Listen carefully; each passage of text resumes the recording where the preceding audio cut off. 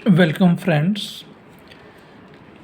BCS 12 जो कि इग्नो का एक मैथ्स पेपर है इसमें BCS 12 में हमने एक प्लेलिस्ट बना रखी है अपने चैनल में, जिसमें हम ऑलरेडी 4 वीडियोस अपलोड कर चुके हैं।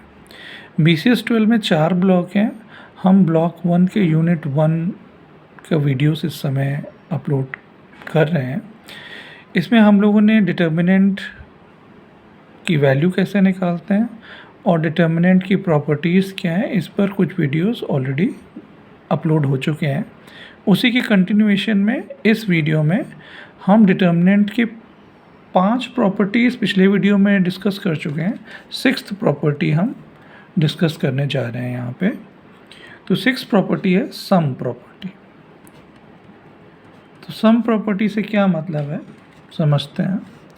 मान लीजिए एक डिटर्मिनेंट है A1 plus B1, A2 plus B2, A3 plus B3 और इसका दूसरा कॉलम है C1, C2, C3, तीसरा कॉलम है D1, D2, D3। तो इसका मतलब क्या आएगा अगर हम इसको दो डिटर्मिनेंट्स के सम की तरह लिखें तो it will be A1 C1 D1, A2 C2 D2, A3 C3 D3 plus B1 C1 D1, B2 C2 D2 and B3 C3 D3। तो इस तरह से अगर एक कॉलम के elements as a sum of two things हैं तो you can express it as sum of two determinant. This is what is the meaning of the sum property of the determinant. I'll adjust so that you can see it fully.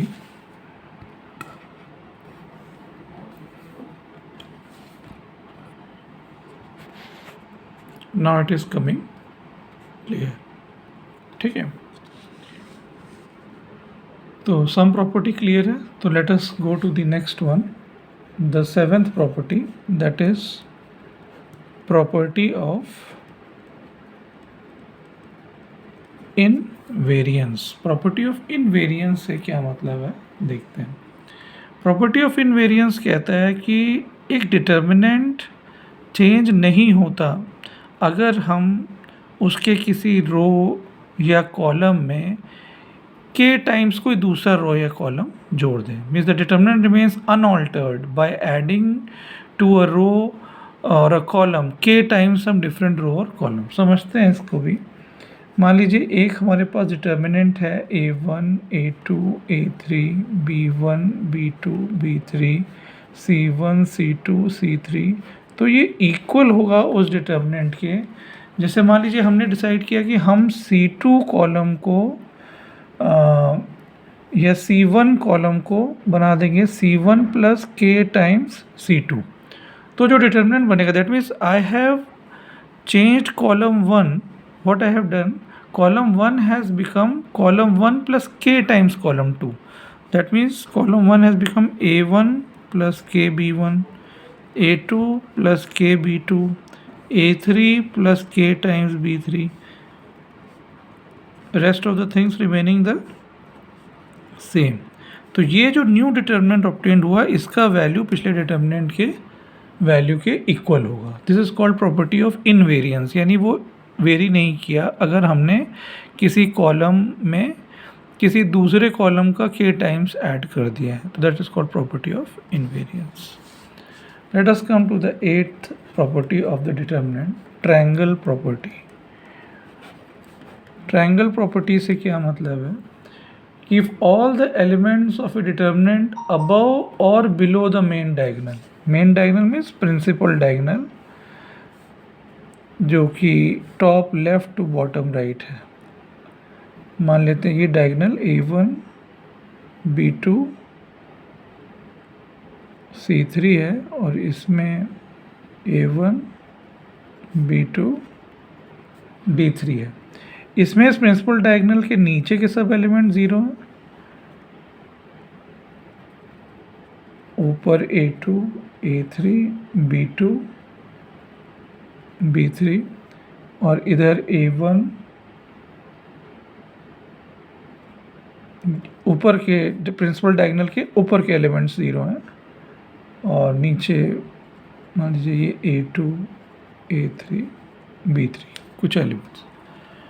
तो इसमें क्या होता है कि the value of सच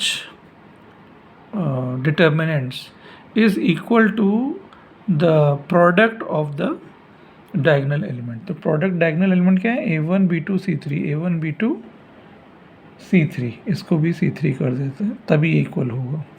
तो it will be A1 B2 C3। That means if all the elements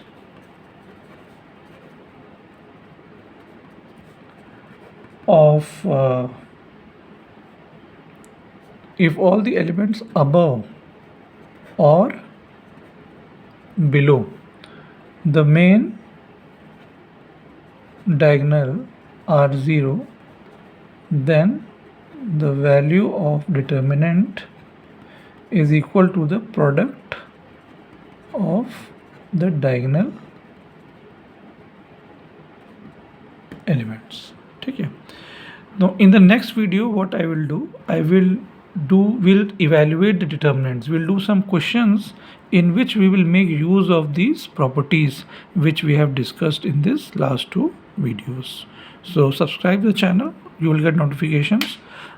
I'll try to upload as many videos as possible so that the exams are approaching in the July, yes, and IGNOU students have requested me to upload these, to make these videos so that they can understand the subject. So I'll try to do my best.